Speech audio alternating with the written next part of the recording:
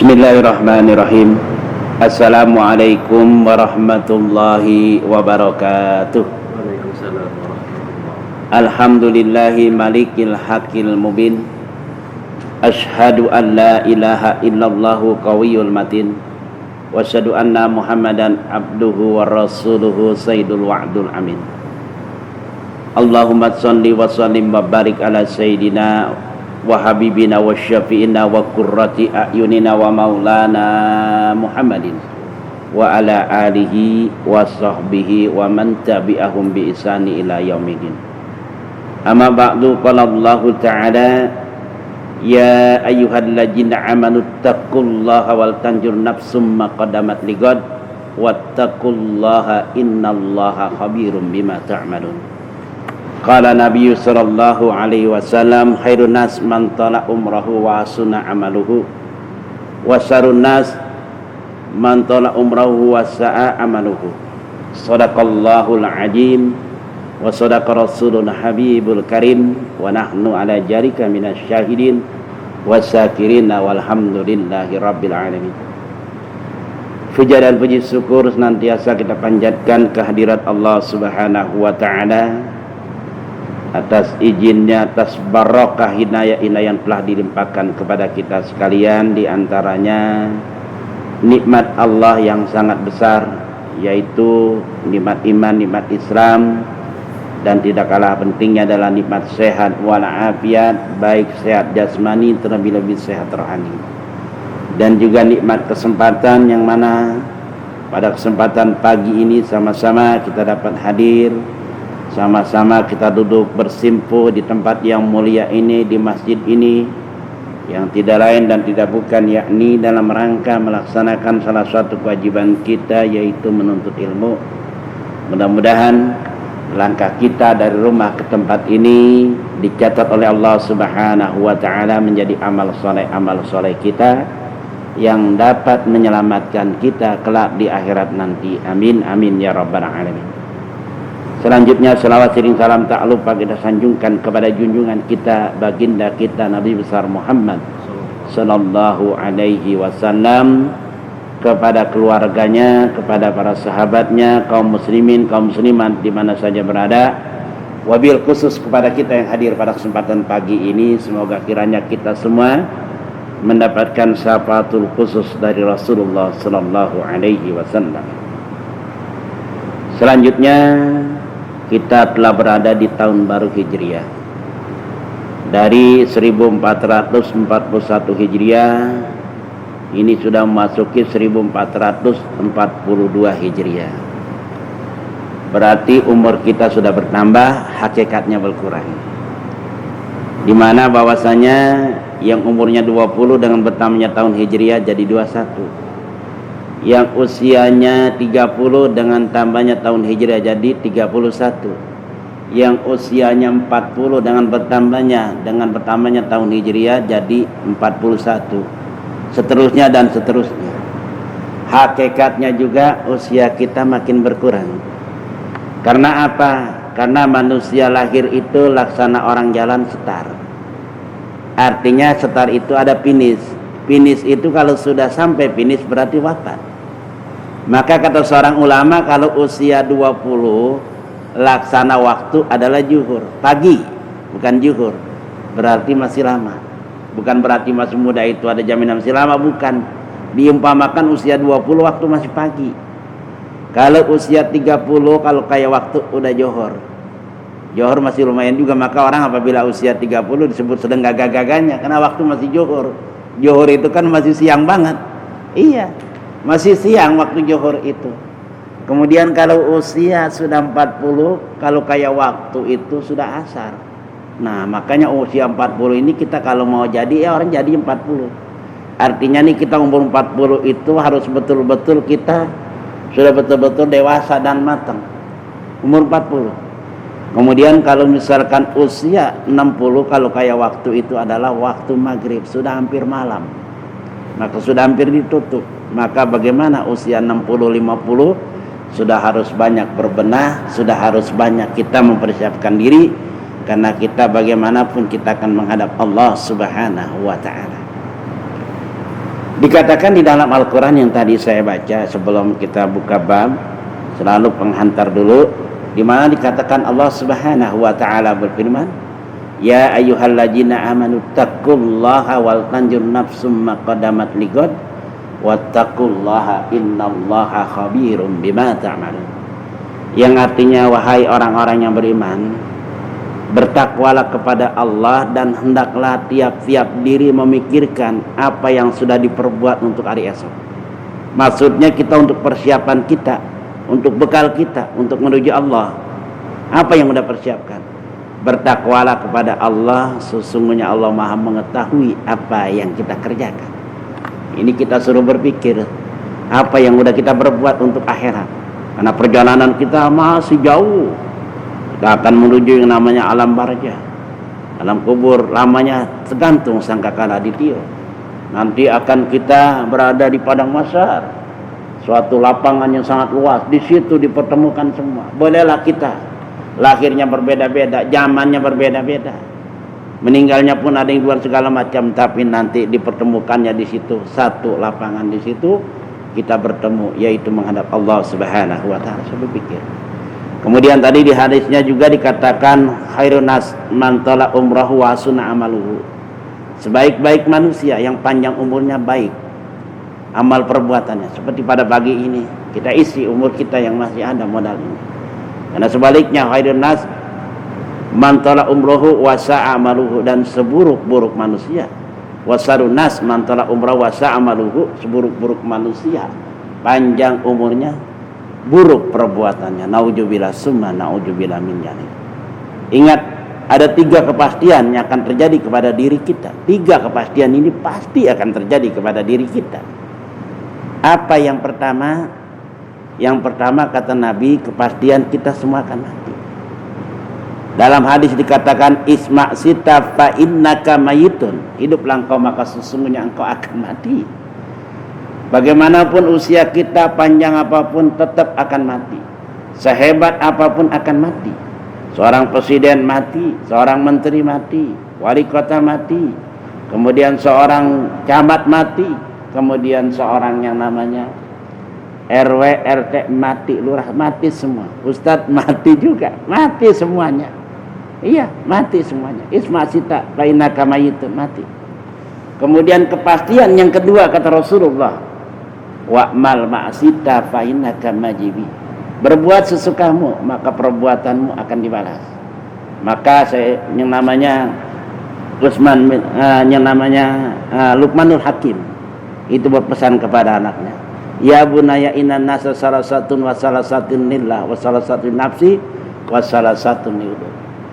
Kata Luqmanul Hakim, wahai anakku, di dalam diri manusia sepertiga milik Allah, sepertiga milik dirinya, sepertiga milik tanah. Apa yang milik Allah? Yaitu ruh, akan kembali kepada Allah. Apa yang milik kita? Perbuatan. Di pagi ini kita datang dari rumah silaturahim, kita belajar untuk ilmu milik kita, dan ganjarannya besar, nanti akan diberikan. Allah adil, bagaimanapun Allah adil. Kemudian juga apa yang milik tanah? Jasad kita. Kita makan dari saripati tanah, meninggal dikubur di tanah. Diciptakan dari tanah, makan dari saripati tanah, dikuburkan di tanah. Ini kepastian yang kedua, bahwa perbuatan kita, jangan khawatir, ada catatannya. Ganjaran ngaji, hadir majelis ilmi, makanya musibah yang besar itu adalah orang ketinggalan majelis ilmi, artinya nggak datang di majelis ilmi. Maka ada seorang ulama, dia lagi ngajar, dikasih tahu anaknya dalam keadaan sekarat, dia langsung aja, oh begitu doang dia bilang, dia lanjutkan pelajarannya. Bahwa anakmu katanya meninggal, oh begitu, ya dilanjutkan, diselesaikan. Kenapa? Ditanya, kenapa engkau katanya tidak terlalu sedih dengan meninggalnya anakmu? Meninggal anak ini adalah musibah dunia, sedangkan orang yang namanya meninggalkan taklim adalah musibah akhirat. Kalau mau tahu nih, musibah akhirat orang nggak mau ngaji, begitu musibah akhirat nih. Kalau meninggal dunia, ya musibah dunia. Meninggal tadi itu nanti ketemu, tapi musibah yang namanya akhirat adalah ketinggalan majelis ilmi, ketinggalan sholat berjamaah, ketinggalan pada saat wukuf di padang Arafah. Itu katanya begitu. nih pasti akan dibalas oleh Allah Subhanahu wa taala melalui lisan Rasul. Kepastian yang ketiga, apa yang kita cinta di alam dunia, anak, istri, kedudukan, apa saja, maka akan berpisah. Kata Nabi, wa'bib masita fa innaka mufarikuhu, cintai apa yang kau cinta di alam dunia ini, maka sesungguhnya apa yang engkau cinta akan berpisah. Iya, bagaimana kita misalkan punya harta biar enggak berpisah harta kita infakkan di jalan Allah, kita sedekahkan. Bagaimana agar kiranya anak kita selalu mendoakan kita, maka jadikanlah anak yang soleh dan soleha. Jangan ngimpi anak itu atau istri itu bisa soleh dan soleha kalau suaminya enggak soleh. Maka tergantung suaminya dulu mendidiknya, tergantung bapaknya dulu mendidiknya, maka harus soleh. Ini saja sebagai pengantar, yaitu kita yang masuk ke tahun baru Hijriah, yang kita sudah masuk ke tahun 1442 Hijriah, yang mana harus kita isi sisa umur kita. Sisa kapankah umur kita nggak tahu. Karena dengan nggak tahu inilah kita harus cari yang terbaik, jangan cari yang terburuk, karena usia ini mutiara yang tidak ada bandingannya. Kenapa itu tadi orang di alam barza ditanya, apa yang kau sukai dan apa yang kau tidak suka, apa yang kau sukai dan apa yang kau sesali. Mereka selalu nanya, yang kami sesali dulu di dunia, umur kami habiskan dengan tidak ada manfaat, bahkan kami bermaksiat, itu kata orang di alam barza. Kemudian yang kami sukai adalah orang-orang yang baca Al-Quran, orang-orang yang baca selawat, dan orang-orang yang hadir di majelis ilmi. Begitu kata orang yang di alam barza. Dan sedangkan kami sudah tidak bisa berbuat lagi. Tuh kata orang di alam barza. Maka kita yang ada ini, umur yang ada ini, jangan sampai kita nyesal di alam barza. Udah nggak ada gunanya, udah nggak bisa lagi. Ini selanjutnya ya. Kita sudah masuki tentang tasdidatun tasadudi ikhda wa isruna khamsun fi akmalihi wa sittatan asara fi aklihi. Ini biar kita tahu, yang artinya bermula segala sabdunya tasahud. Apa tasahud? Tahiyat. Itu 21, 5 pada kesempurnaan tasahud dan 16 pada sekurang-kurang tasahud. Yang wajibnya tasawuf itu, tasabdunya ada 21 tahiyat tadi itu. Kita tahu bahwasanya rukun qauli itu 5. Yang rukun qauli ini mutlak enggak boleh kasak kusuk. Mutlak harus kena sabdunya. Apa 5 tersebut? Selalu saya ulang-ulang. Pertama, takbiratul ihram itu rukun qauli. Maka jangan diam. Harus bersuara minimal Allah, atau di dalam hati diri kita dengar. Itu rukun qauli 1. Kedua adalah apa? Bacaan Fatihahnya. Ketiga adalah bacaan tahiyat. Nah ini. Keempatnya adalah bacaan selawatnya. Kelima adalah salam yang pertama. Ini maka wajib kena tasahudnya. Apa tasahud sidahnya? Bacanya harus pas. Ini ada berapa? Ada 21. Jadi 21 tersebut dikatakan bahwasanya 5 kesempurnaannya, ada kesempurnaannya tasahud, dan 16 pada sekurang-kurang tasahud. Maka dikatakan sempurna orang itu sholat, itu sunah-sunahnya di bawah, enggak ditinggalkan. Sebagaimana dia sholat sunat misalkan, itu baca doa iftitahnya di bawah, kemudian juga baca Fatihahnya, kemudian Fatihah wajib bayar sholat sunat juga, kemudian juga tentang bacaan apanya itu, bacaan surahnya, semuanya di bawah. Itu namanya sempurna. Sempurna namanya. Kayak wudhu juga segala macam sunah-sunahnya di bawah, maka sempurna nih. Ini ada 21 tasawuf. Apa tasawuf? Tahiyat. At-tahiyatu ala tatta'i. Bermula yang pertama at-tahiyat itu, tahiyat itu sabdu di atas, sabdunya di atas ta. Jadi at-tahiyat. At-tahi di atas ta. Jadi bacanya at-ta. At-tahi. Jadi dibaca di atas tak sablunya. Ini harus perhatiin nih. Jadi at-tahi. Jangan at-tahiyatu. Salah. Enggak kena sablunya. Kalau enggak kena ya enggak sah. Kalau enggak sah berarti enggak sholat. Karena enggak rukun qauli ini mutlak. Jadi at-tahiyat di atas tak. Tuh sabdunya tuh. Apa sabdu sidahnya? Dibacanya harus benar-benar pelan-pelan. Waliya dan di atas ya sabdunya. At-tahiyya tuh, at-tahiyya tuh, at-tahiyya di atas ya nih. Sabdunya di atas ya nih. Keduanya. Nah. Mubarakatuh salawatu ke sabdunya, dan mubarakatuh salawatu atas sod. Mubarakatuh tuh di atas sod sabdunya tuh ala sod batu. Taibatu ala ta'i, taibatu atas ta'i, taibatu di atas ta. Ini kan disebut satu persatu nih. Ya langsung saja di atas ta, hitung aja ada 21 pokoknya. Waliya lillahi ala lami jalalati, dan ya sabdunya Allah atas lam jalal.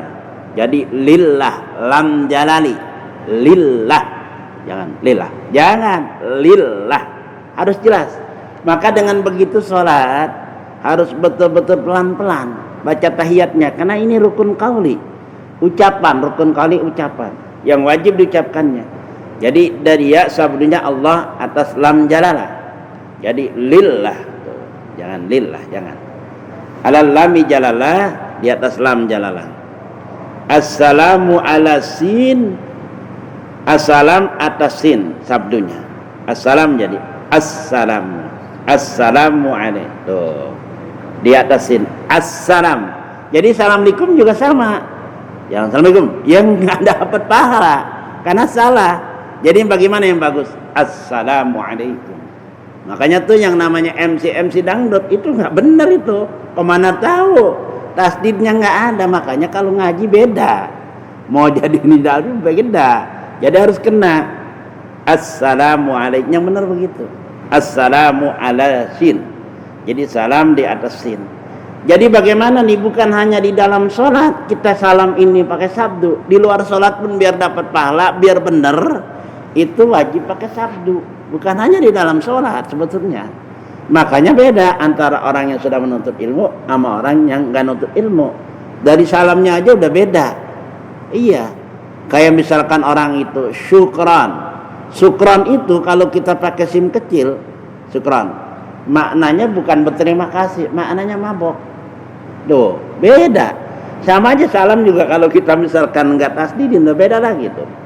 Jadi di atas sim. Jadi salam ini bukan hanya di dalam sholat kita pakai tasdid, di luar sholat pun kita akan selalu pakai salam tuh. Mau masuk salam, mau keluar rumah salam, kemudian juga mau datang kemana aja pun salam. Memang dianjurin afsus salam, tebarkan salam kata Nabi. Iya, karena dikatakan bahwasanya ayyuhan nas afsus salam, wahai manusia tebarkan salam. Tuh. Ubudur rahmanu wa it'amu ta'am wa afsus salam tadhulu jannat abi salam, kata Nabi bahwasanya sembahlah Tuhanmu yang Maha Rahman, kemudian juga berilah makan, tebarkan salam, niscaya kamu masuk surga dengan selamat. Jadi salam baik yang kau kenal maupun enggak kenal. Nah, salam ini harus ada ilmunya. Harus ada ilmunya. Itu tadi, jangan assalamualaikum. Ya enggak ada kan enggak. Assalamualaikum begitu. Assalamualaikum sama dalam sholat. Di luar sholat pun sholat atas sin sabdunya. Jadi ingat tuh di atas sin. Alaika ayuhan nabiyyu, alaika ayuhan nabiyyu atas ya tuh. Ayuhan nabiyyu, ayuhan nabiyyu. Jadi at-tahiyatu mubarakatuh salawatu thayyibatu lillah. Assalamu alayka ayyuhan. Begitu. Jadi pelan-pelan. Mau jadi imam, mau sholat sendiri pelan-pelan. Biar walaupun memang makmumnya ini lama amat imam lah, ini imam biar sempurna, biar diterima sholatnya. Maka dengan kena sabdunya ayyuhan nabiyyu. Ini biar buntung kita.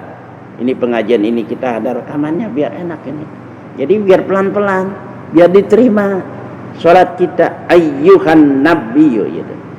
Ala atas ya, dianya tuh. Wa nuni wal ya'i wa rahmatullah, dan nun dan ya sabdunya di nun. Tadi anunan warahmatullahi atas lam jalalah warahmatullah. Assalamu alayka ayyuhan nabi warahmatullahi itu. Salam jalalah sabdunya tuh. Wa barakatuh assalamun atasin. Assalamualaikum warahmatullahi wabarakatuh. Assalamu alaina tuh. Assalamu alaina wa ala ibadillahi salihin. Sin alaina dan ala ibadullah atas lam jalalah lagi. Iya, ibadullahi ala lam jalalah tuh. Ibadullahi gitu. Lahi gitu, lam jalalah. Di lam jalalah sabdunya. Salihina ala saidi, salihina atas sad. Aduh, sabdunya. Jala salihinna di atas sad, salihinna ibadis salihin, ibadis salihin di atas sad, ibadis salihin di atas sad sabdunya ketika tahiyat. Ashadu an la ilaha illallah. Ini sampai sini nih rukunnya. Ya. Ashadu alla ilaha illallah atas lam alif illallah. Dan di situ juga kita memang disunahkannya menunjuk ini nih. Illallah nih.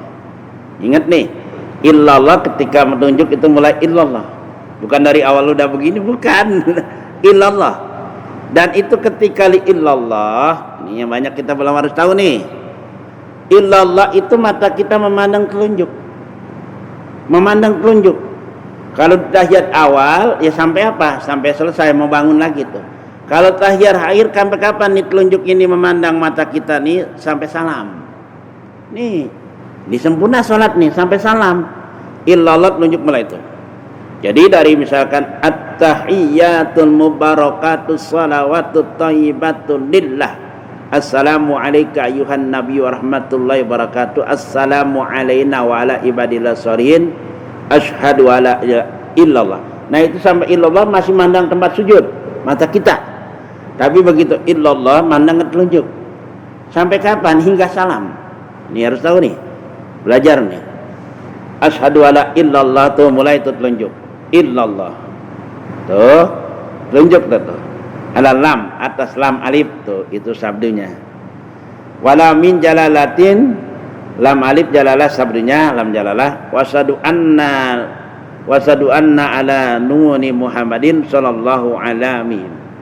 Wasadu anna atas nun Muhammad Rasulullah atas mim Muhammad atas mim. Iya, Muhammad atas mim jadi Muhammad. Jangan Muhammad. Pokoknya dijentak gitu. Iya, yang namanya tasdid itu dijentak, bahasa kitanya dijentak. Muhammad Rasulullah atas Muhammad sabdunya itu di atas ra. Rasulullah di atas ra. Rasulullah di atas ra ya. Wa ala lami jalalatin di atas lam jalalah lagi. Wahu jalalah.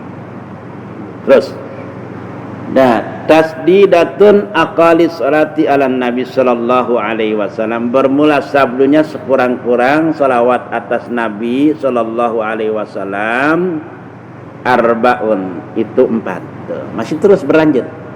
Jadi ada 4 tuh. Muhammad sallallahu alaihi wasallam ada 4. Allahumma ala lami wa mim. Allahumma atas lam. Jadi Allahumma hanya ha besar. Jadi jangan Allahumma. Ya, jangan ha besar. Allahumma. Shalli ala lam, shalli ala Allahumma ala mim tuh. Jadi Allahumma atas lam tuh. Hanya ha besar atas mim dan mim tuh. Lam ini kan ada tasabdunya dan mim tuh. Allahumma ala mim wa mim. Shalli ala lami ala Muhammadin ala mim. Sholli atas lam sabdunya ala Muhammad atas mim. Tuh. Sholli. Jadi bukan sholli. Sholli ala atas lam Muhammadin. Tuh. Ala. Itu di situ nggak ada Sayyidina. Ya, Sayyidina kita tambahin dah. Penghormatan. Di sini enggak. Ya, di sini enggak. Itu kita tambahin. Itu penghormatan. Maka seakan-akan kalau kita manggil sesuatu kan apa iya kita panggil lurah namanya aja pasti panggil lurah. Apakah kita manggil Pak RT namanya aja panggilkan dia lah. Maka kata Nabi kan bahwasanya orang itu, layanilah orang itu tergantung kedudukannya dia. Nah ini masalah soal kedudukan. Sebagaimana Siti Aisyah itu suatu hari ada tukang minta-minta. Tukang minta-minta tersebut dikasih apa? Sepotong roti. Nah kemudian yang kedua kalinya ada orang yang pakaiannya rapi, pakai kuda, disuruh duduk di jamu. Lalu ada perempuan yang bertanya kepada Siti Aisyah, wahai Ummul Mukminin, engkau tadi memberikan kepada seseorang yang minta-minta itu tadi, kau berikan hanya sepotong roti, kemudian ini kau jamu, kau lain sebagaimana. Kata Siti Aisyah, saya ingat hadis Rasul bahwasanya layanilah seseorang tergantung kedudukannya. Jadi kalau kita misalkan menghormatin presiden, ya beda emang, kedudukannya kan presiden. Jadi bukan berarti kita orang kan tergantung ininya, bukan. Iya, artinya orang kan tergantung takwanya, yang enggak juga. Itu mah tentang Bilal. Banyak orang yang meremehkan tentang Bilal itu disuruh azan, dia kan dari budak yang dimerdekakan oleh Abu Bakar Siddiq. Enggak begitu. Jadi misalkan nih, apalagi ulama, Masya Allah, makanya banyak ulama sampai dicium kanan kiri, ya enggak apa-apa. Memang kehormatan itu. Orang tua kita, mertua kita, guru-guru kita, ya memang seperti itu. Kedudukannya kan guru. Ya wajar kalau misalkan orang itu berikanlah sesuai dengan kedudukannya dia ustad. Wajar kalau beseknya 3. Wajar kalau ustad nggak disuruh apa-apa di amplopin juga. Kan kedudukannya ustad dia. Ya ini saya alamin. Nggak ngapa-ngapain di amplopin, nggak ngapa-ngapain, duduk manis doang dikasih beseknya 3, beda sama yang lain. Bukan berarti dibeda-bedain, kan kedudukan ngamalin hadis Nabi. Iya. Posisikan orang itu tergantung kedudukannya. Ya kedudukannya dia sebagai RT juga beda juga kan, sama orang warga biasa. Kedudukannya sebagai RW apalagi, lurah apalagi, camat apalagi, makannya pun beda. Tadi apalagi ustadz, ulama misalkan, ya bedain. Yang saya alamin seperti itu.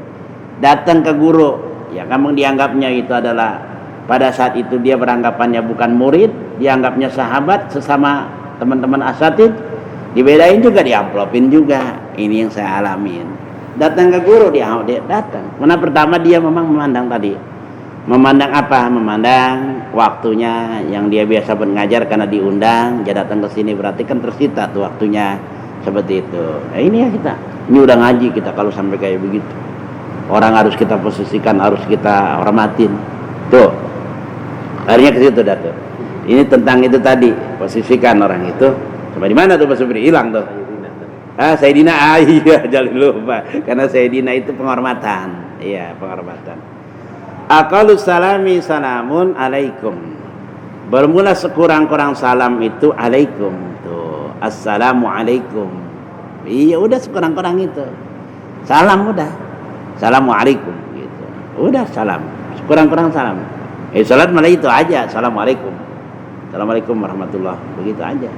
Assalamualaikum udah sah. Tadi sekurang-kurang sampai sholawat berarti. Sampai sholawat gitu ya. Iya. Allahumma sholli ala Muhammad.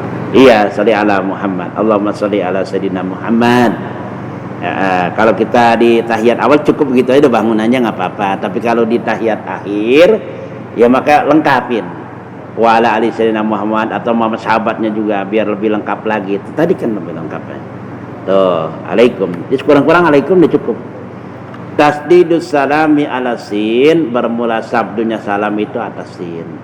Assalam tuh atas sin. Atas sin. Udah selesai. Jadi mengenai sabdu itu di tahiyat, ingat ada 21. Tuh, 21 ini adalah dikatakan di sini bahwa saya ulas kembali dikit. Bermula segala sabdu tasyahud, arti tasyahud tahiyat 21. 5 pada kesempurnaan tasyahud dan 16 pada sekurang-kurang tasyahud. Dihitung aja nanti. Iya, dihitung aja nanti. Karena itu tadi tasyahud ataupun tahiyat adalah rukun qauli. Rukun qauli itu wajib kena yang namanya sabdunya. Sabdu apa? Sidahnya. Karena kita tahu Fatihah udah berapa sabdunya, kemudian tahiyat, nanti selawat belum. Ini cakep ini. Selawat udah di sini, tergantung sabdunya. Udah selawat di sini. Jadi nanti aqatu sholatul khamsun, bermula segala waktu sholat itu 5. Waktu sholat itu 5. Jadi waktu sholat pun dikasih tahu sama ulama kita ini. Waktu-waktunya sholat. Jangan main patokannya ini di HP segala macam. Ya jangan dulu, ntar waktunya 5, waktu-waktunya 5. Kalau kita memang ini langsung ini aja, hati-hati karena dikatakan sahnya sholat dalam masuk waktu. Itu nanti pengulasannya. Kesimpulannya dari pelajaran kita pada kesempatan pagi ini, bahwasanya nanti amalan seorang hamba sebelum amalan lain diperiksa adalah sholat. Di makam harus benar sholat, harus benar. Iya harus benar, sholat dulu kita lurusin. Iya sholat harus benar. Setelah sholat beres, yang lainnya beres. Kemudian yang kedua, anggota badan yang ditanya nanti di hari kiamat itu adalah kemaluan. Kalau kasus yang ditanya adalah kasus pembunuhan, nah ini nanti nih terus maka kita harus perbaiki. Apabila sholat itu baik, artinya baik, sempurna karena dia belajar, maka yang lain ikut baik, insya Allah. Ini sholat dulu, maka sholat itu sangat sensitif. Maka jangan sekali-kali kalau sholat itu diremehkan, karena sholat ini nabinya langsung dipanggil oleh Allah, tidak melalui perantara malaikat Jibril. Maka sholat ini harus betul-betul kita ya hati-hati. Maka dengan hati-hati kita cari ilmunya, kita ingat kembali ilmu sholat ini. Sholat ini banyak kita yang belum paham. Jangan remehkan sholat, karena dikatakan bahwasanya man sholatan muta'amidan faqad kafara jihadan, man talaka sholatan muta'amidan faqad kafara jihara. Kata Rasul begitu, barang siapa meninggalkan sholat dengan sengaja, sungguh dia telah kafir. Artinya dengan sengaja dia remehkan tuh sholat, waktunya ada. Man sami'an nidaya farigon sohan falam yasbid sholatuhu. Barang siapa yang mendengarkan panggilan muadzin, kemudian dia badannya sehat, nggak ada halangan untuk hadir di panggilan muadzin tersebut, panggilan azan, kemudian dia tidak datang di panggilan itu, maka dia nanti sholat, maka sholatnya tidak diterima. Kenapa tidak diterima sholatnya? Karena itu tadi banyak yang orang selama ini sholat belum tahu ilmunya. Kalau misalkan panggilan muadzin, berarti kan panggilan berjamaah. Kalau berjamaah punya nilai, karena dikatakan sholatul jamaah afdhalu min sholatil fard bisab'in amaratan, bahwasanya sholat jamaah lebih afdal daripada sholat sendiri sebanyak 27 derajat. Ini yang sendiri yang tahu ilmunya, ini yang diterima paling satu. Ini tahu ilmunya, tahu tadi tuh rukun qalbi, rukun qauli, rukun fi'li, rukun maknawi, dia tahu semua, paham semua. Tadi kan sempurna, tapi satu ganjarannya. Tapi kalau sholat berjamaah 27, andai di situ nggak tahu, pokoknya dinilai macam-macam sholat berjamaah. Sholat jamaah itu keutamaannya adalah diterimanya sholat, mendapat ganjaran besar. Tuh orang sholat berjamaah, tuh diterimanya sholat, janjinya begitu. Maka sholat lagi, sekali lagi kita harus tahu, wajib tahu ilmunya. Kita harus hati-hati karena sholat ini sangat sensitif dibandingkan dengan amalan-amalan yang lain. Karena sholat ini dikatakan bunayul insam khamsatun syahadatun wa aqimis sholat, tuh kedudukannya tetap wa aqimis sholat wa ita zakat wa shaumu ramadan wa hijjul baiti man istata'a ilaihi sabila. Bahwasanya Islam ini didirikan atas dasar 5. Pertama mengucap 2 kalimat syahadat, kedua mendirikan salat, ketiga adalah membayar zakat, keempat puasa Ramadan, kelima pergi haji jika mampu berjalan kepadanya. Andai kita misalkan Islam dia tidak puasa, laksana rumah belum doyong. Iya belum. Kenapa? Bahwasanya yang namanya salat adalah tiangnya, penyanggahnya. Sehebat apapun gedong, maka wajib ada penyanggahnya. Artinya penyangga yang lebih hebat gitu. Bukan gedongnya yang lebih ini, penyanggahnya yang bikin dia kuat. Maka kita pun begitu. Maka sekali lagi salat jangan main-main, kita wajib belajar ilmunya. Kalau sudah belajar, maka kekurangan-kekurangan kita nanti pada saat diperiksa, ada yang kurang, ada yang belum tahu, dimaklumin, dimaafin, begitu saja. Ini saja, udah 35 menit. Ya mari sama-sama kita tutup. Mudah-mudahan hadir kita dari rumah ke tempat ini dicatat oleh Allah Subhanahu wa taala mendapat ganjaran yang amat besar, dan juga agar kiranya tetap kita diberikan semangat dalam menuntut ilmu, anak-anak kita dijadikan anak yang soleh dan soleha, dijauhkan dari malabahaya yang kita lihat sekarang ini. Kita berada di zaman Jababaro. Apa zaman Jababaro? Zaman bebas wasiat, zaman fitnah, ya, zaman fitnah ini. Kemudian juga zaman berbagai macam ada di sini. Karena berada di akhir zaman, kita minta perlindungan kepada Allah agar kiranya kita dijauhkan dari hal-hal yang tidak kita inginkan.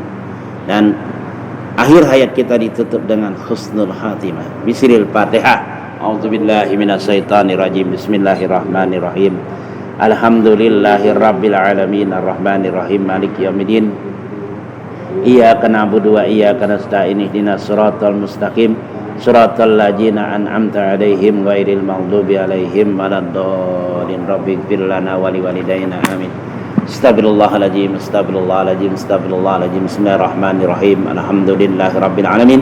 Hamdan yu'afi namahu yukafi majidah. Ya Rabbana lakal hamdu kama yanbaghi li jalali wajhikal karim wa azimi sultanik. Allahumma salli ala sayyidina Muhammadin al-fatihil lima ughliq wal khatimi lima sabaq wa nasirul haqqi bil haqq wa hadi ila siratikal mustaqim. Salatan tamlahu haja inna Allahi nura wa takunu lana wa liwalidina wa limasyahina wa lil mu'minina farajan wa farahan wa surura wa ala alihi wa sahbihi wa salim tasliman katsira. Allahumma summan nasradin wahjul man hadzal muslimin. Allahumma anfa'na al-ghala wal bala wal waba wal fasya'i wal munkar wasiyuf wa mutalifa wa sada'idal wa mihan majahara min hawa mabatan min baladinal hajah khasa min buldanil muslimin ama innaka ala kulli syai'in qadir. Rabbana taqabbal minna innaka antas samiul alim wa tub alaina innaka antat tawwabur rahim. Rabbana atina fid dunya hasanah wa fil akhirati hasanah wa qina adzabannar. Wa sallallahu ala sayyidina Muhammadin sallallahu alaihi wasallam. Subhanaka rabbika rabbil izzati amma yasifun wa salamun ala mursalin walhamdulillahi rabbil alamin. Kurang lebihnya mohon maaf. Billahi taufiq wal hidayah. Assalamualaikum warahmatullahi wabarakatuh.